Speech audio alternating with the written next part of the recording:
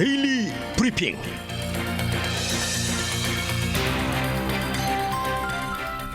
네, 경제와 노동 등 실생활과 밀접한 법안과 더불어서 법적인 내용들을 살펴보는 시간입니다. 오늘도 패널리스트의 주찬호 노동법 전문 변호사님 연결돼 있습니다.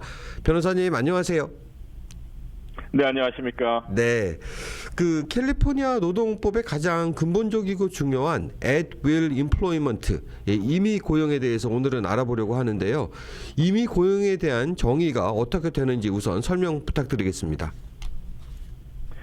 캘리포니아에서 흔히 말하는 at will employment, 이 임의 고용은 고용주와 직원이 별다른 사유 없이도 언제든지 고용 관계를 종료할 수 있는 그러한 제도를 의미합니다.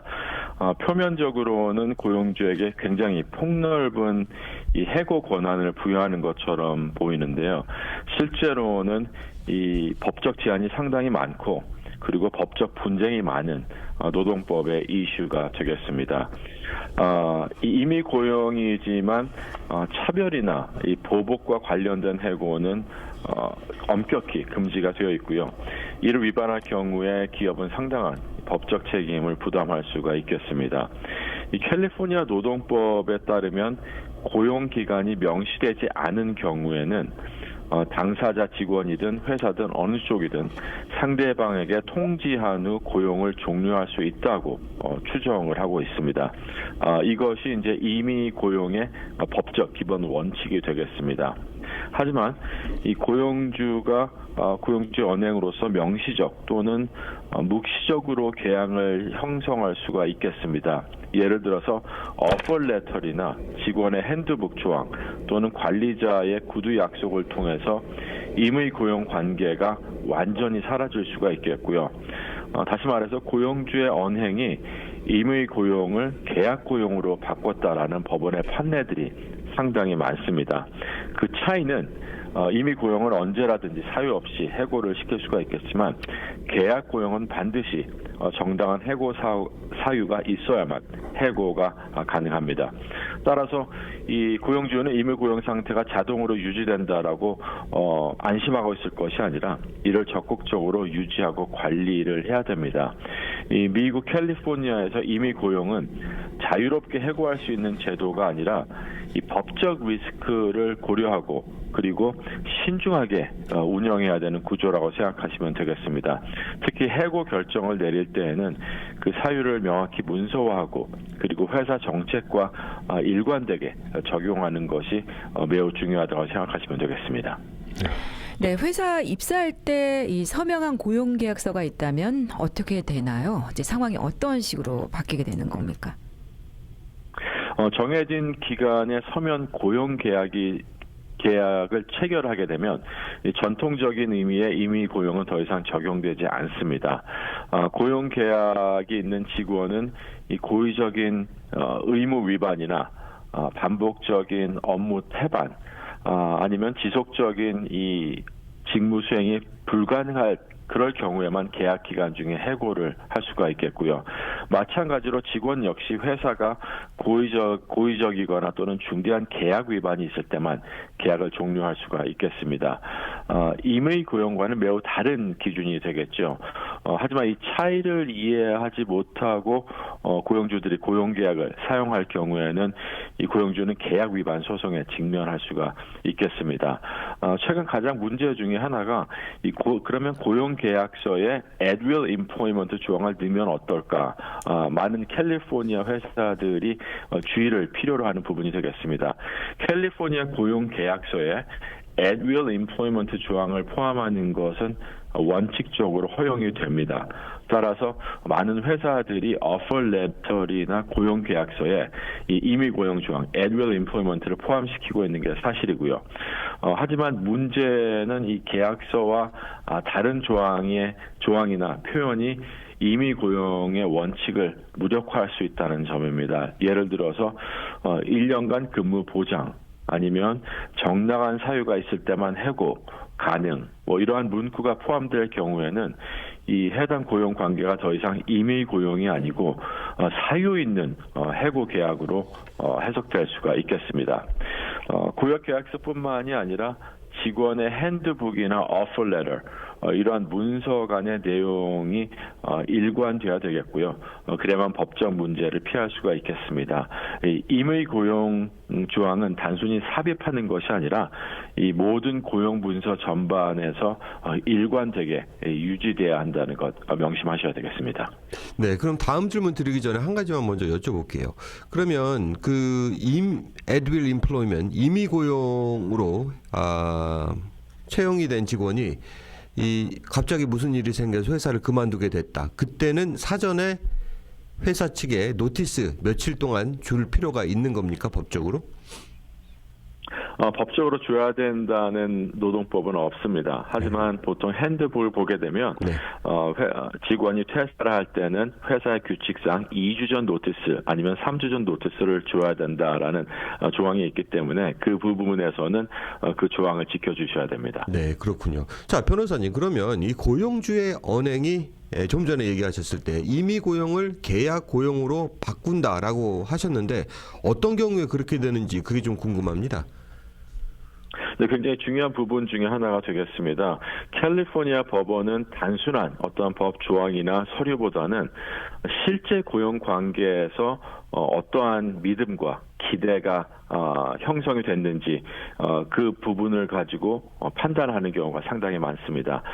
캘리포니아 대법원 마찬가지로 명시적인 계약이 없더라도 회사의 행동과 관행을 종합해서 봤을 때 정당한 사유 없이는 해고되지 않는다라는 믿음을 주거나 아니면 그러한 기대가 법적으로 이루어졌을 때는 보호될 수 있다고 판례를 하고 있습니다. 사실 또한 케이스를 보게 되면 이 30년 이상 근무한 직원이 장기 근속과 회사의 태도를 고려할 때 보면 묵시적인 고용 보장이 인정될 수 있다라고 판례를 내린 적이 있고요. 다시 말해서 이 말 한마디가 at will employment를 계약 고용으로 바꿀 수가 있다는 뜻이 되겠습니다. 이 관리자들이나 회사에서 직원들에게 흔히 하는 말들이 있습니다. 뭐 문제만 없으면 계속 근무할 수 있다. 뭐 열심히만 하시면 우리가 언제까지 계속 고용이 보장된다. 뭐 한인들이 이제 저희들은 뭐 회사에서 뼈를 묻는다라는 표현도 하는데요. 이러한 정당한 사유 없이 해고하지 않는다는 발언들이 굉장히 위험한 발언들입니다. 그래서 이러한 표현이 직원에게 어떤 고용 안정성에 대한 강한 기대를 준다면 임의 고용이 사라질 수가 있겠고요. 법원은 이러한 단순한 문서뿐만이 아니라 고용 관계 이 전반적인 것을 종합적으로 고려하고 있다는 거 알고 계셔야 되겠습니다. 이 장기간 근속 또 반복적인 승진이라든지 굉장히 긍정적인 평가가 누적이 될 경우에는 직원은 자연스럽게 고용 안정성을 기대를 하게 되고요. 이러한 기대는 이 별도한 고용 계약이 없더라도 법적으로 보호될 수 있는 확률이 높다라는 거 잊지 마셔야 되겠습니다. 네, 90일 내 해고는 보복 해고다라는 법이 시행된 걸로 알고 있는데요. 어떤 법인지 설명 부탁드립니다. 네, 굉장히 고용주에게 불리한 법입니다. at will employment의 exception, 예외 중에 하나라고 보시면 되겠고요. 특히 SB 497이 시행이 되면서 기업들의 주의를 한층 강화하는 그러한 법이 되겠습니다. 이 해당 법은 90일 보복 추정 법이 되겠는데요.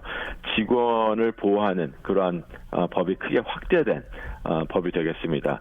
SB 497은 2024년 1월 1일부터 시행된 법이 되겠고요. 캘리포니아 노동법의 일부 조항을 개정을 해서 anti-retaliation, 이 반보복 강화한 법안이 되겠습니다. 직원이 보호된 활동을 한 후에 90일 이내에 해고나 징계나 불이익 조치가 발생을 하면 법적으로 보복이 있었다라고 자동 추정이 됩니다. 여기서 얘기하는 이 보호된 활동은 직원이 임금이나 근로시간에 관련돼서 불만을 호소하거나 클레임을 하거나 아니면 내부상 문제를 보고 고발을 하거나 리포트를 하는 경우가 포함이 되겠습니다. 그럴 경우에는 이제 90일 내에 해고나 징계를 하게 되면 이제 보복 행위다라고 보겠다는 얘기인데요. 진짜 문제는 이 직원들이 이 법을 악용하고 있다는 점입니다. 네. 예를 들어서 이미 업무상 문제가 있고 그 다음에 해고를 하려고 하는 직원이 자기가 해고 당할 것 같으니까 아니면 잘릴 것 같으니까 바로 본인을 해고하지 못하도록 HR에 가서 어떠한 이 클레임을 하거나 불만을 호소하는 경우가 되겠습니다. 그럴 경우에는 이 보고를 하고 보호 활동을 했다고 법원은 볼 수가 있기 때문에 90일 내에 해고를 하게 되면 이거는 보복행위다. 라고 이제 보겠다는 게 이 법의 의도가 되겠습니다. 90일 내에 업무 문제로 징계하거나 해고를 시키게 되면은 징계가 정당하더라도 그 타이밍만으로서 이 보복 추정이 적용될 수 있다는 어떻게 보면 고용주에게는 상당히 불리한 법이 되겠습니다. 이러한 추정이 적용이 되면 고용주는 이 해당 조치가 보복적이 아니고 정당하다라는 것을 입증을 해야 되고요. 그 입증이 실패할 경우에는 직원 1인당 최대 $10,000 이상의 민사 벌금이 부과가 되겠습니다. 다시 말해서 회사는 직원이 문제를 제기했을 때 90일 내에 어떠한 징계나 해고를 하는 것이 굉장히 위험하다라고 이해하시면 되겠습니다. 이 성과 문제 발생 시에 즉시 문서화를 하는 것 굉장히 중요한 부분이 되겠고요. 네. 이 징계 시점과 사유에 대해서 철저한 기록하는 것 또한 굉장히 중요한 부분이 되겠습니다. 이 SB 497을 보게 되면 임의 계약의 단순한 예외 조항뿐만이 아니라 이 캘리포니아 고용 환경에서 이 타이밍 자체가 정말 위험 부담, 이 리스크가 된다라는 구조를 만든 그런 법으로 보시면 되겠고요.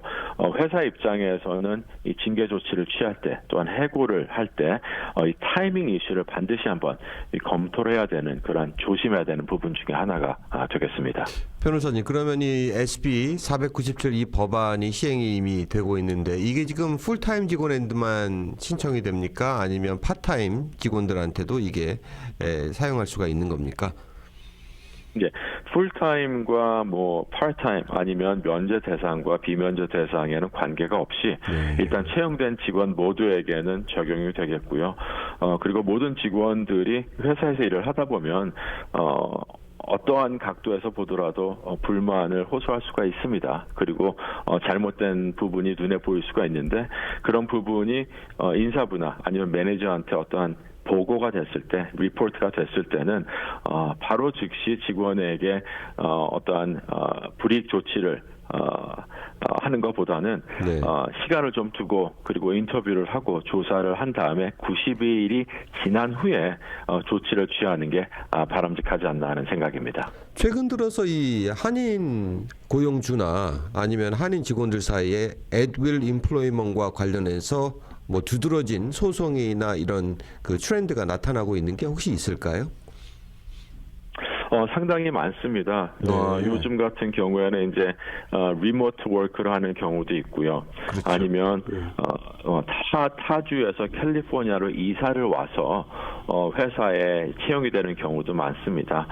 중요한 거는 at-will employment는 아무런 사유 없이 서로가 그만두고 싶으면 어떤 고용 관계를 끊을 수 있는 그런 권리가 보장이 되는데 말씀드린 것처럼 회사의 어떠한 언행이라든지 뭐 예를 들어서 타주에서 이사를 와서 고용이 되게 되면 수년간 일을 하고 고용이 될 것처럼 어떤 약속을 한다거나 네. 아니면 언행을 했을 때 직원들은 믿을 수밖에 없고 그 다음에 의지할 수밖에 없습니다. 그래서 채용이 되고 고용이 됐는데 6개월 이후에 해고가 된다거나 아니면 오랫동안 일한 직원에게 우리는 은퇴할 때까지 같이 일한다라는 것을 반복적으로 강조를 하고 모든 직원들에게 그러한 어떤 가족적인 분위기를 조성을 하면서 나중에는 바로 이제 해고를 시키거나 그러한 기대치와는 다른 언행을 취했을 때 발생하는 이 법적인 부분이 의외로 생각보다 상당히 많습니다. 네.